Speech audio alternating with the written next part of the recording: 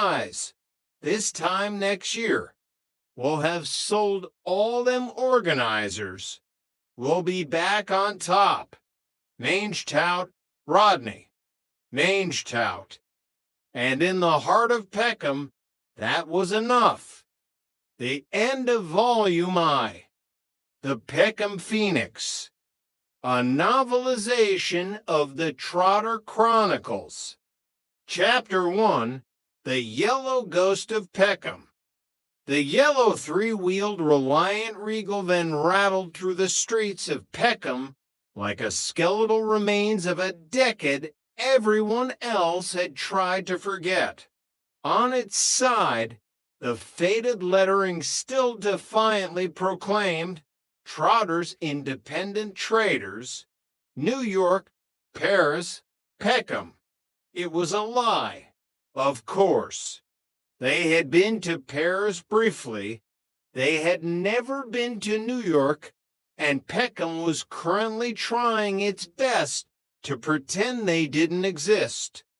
Derek Delboy Trotter sat behind the wheel, his rings catching the stray glints of a London sun that looked like it had been filtered through a greasy chip wrapper. He was humming the theme tune to his own life, a melody of seasons changing and tides turning. "I'll fetch the suitcase from the van," he muttered to himself, a mantra of the perpetual salesman. Beside him sat Rodney. Rodney, the graduate with 2 GCEs and a brain that was currently a chaotic blender of existential dread and marital anxiety. Rodney was looking at the dashboard as if it were a ticking bomb. "What's up with you, Rodney?" Dell asked, his voice a gravelly mix of concern and irritation. "You look like a man who's just found out his lottery ticket was for last week's draw." "I'm a bit nervous, Dell," Rodney admitted, his voice cracking slightly. "This bloke we're going to see, this Justin, he's a documentary maker, right? He's not going to be asking me anything personal about my private life." Dell swung the van around the corner with the grace of a shopping trolley in a hurricane. "Of course he ain't. We're not that private, are we? We're public figures, the Trotters of Nelson Mandela House. But what about, me and Cassandra, our hiccups?" Dell rolled his eyes. "He's not going to want to know about your little problems in the bedroom department, Rodney. Though, strictly speaking, if you're having hiccups in the bedroom, you're probably doing it wrong." "I told you that in confidence," Rodney hissed, his face reddening to the color of a ripe tomato. "And I'm keeping it in confidence," Dell shouted back. "I'm not going to be telling him about jiffins and what Cassandra wears. I've got more class than that, mostly." Chapter 2. The Interrogator. Justin was the kind of man who wore spectacles not because he needed them, but because they made his expensive degree look even more expensive. His office was a minimalist vacuum of white walls and overpriced Scandinavian furniture. He looked at the Trotter brothers as if they were a rare species of beetle that had accidentally crawled onto his silk tie. "Sorry to keep you waiting," Justin said, his voice dripping with the practiced sincerity of a BBC middle manager. "It's been a particularly busy morning. Now, I've got all the basic details about your business career, the watches, the bottled water, the pre-war lead soldiers. But what I'd like to do is to get an insight into the real you. Del leaned back, crossing his legs and adjusting his tie. He felt at home. Give Del Boy an audience and a chance to rewrite history, and he was more dangerous than a shark in a tuxedo. How you started, how you became so successful, Justin continued, leaning forward. But more importantly, your lives and your raison d'etre. Del blinked. Oh, no.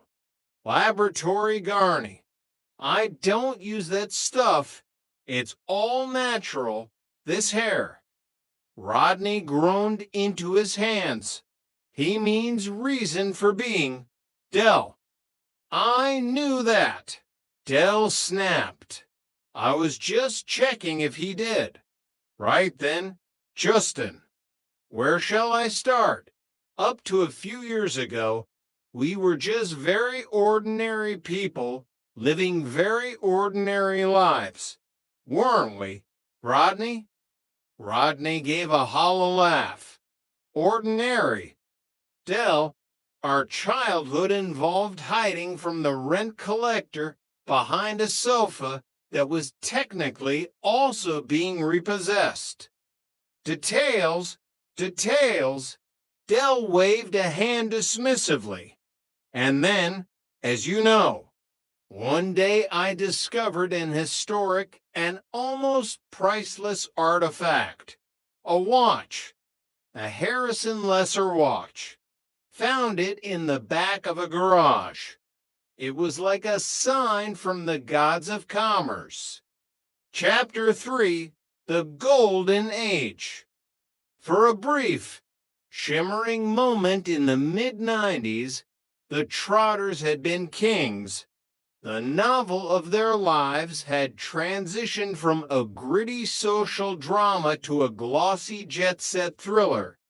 Anyway, Del continued, his eyes glazing over with the memory of pure, unadulterated wealth.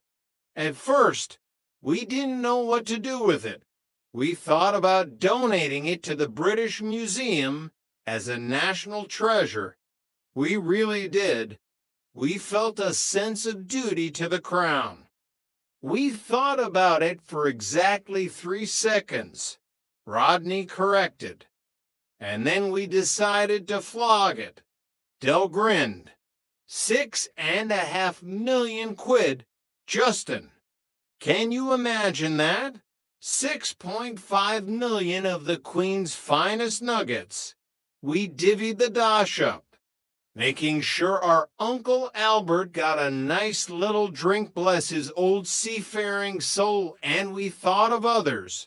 We donated to charity. Enormously, of course. We bought a round of drinks for the whole Nag's Head, Rodney whispered. That was our charity work. It felt like a charity, Del insisted. Have you seen the state of Trigger? He needs all the help he can get. So, eventually, we had to start thinking about our future. We sought out a city stockbroker, a man with a tie thinner than a strand of spaghetti and a brain like a calculator. He advised us to invest in a new and vibrant venture, a Central American market. Del stood up, pacing the small office. It was attracting massive funds from all over the world. We were making more money than the Royal Mint. We weren't just flat, Justin. We were ascendant. Chapter 4, The Fall of the Empire. The flashback in Del's mind was vivid. He remembered the heat of the Caribbean, the smell of expensive sun cream, and the feeling of a platinum credit card in his pocket, a card that felt like it had the power to stop the rotation of the earth if he swiped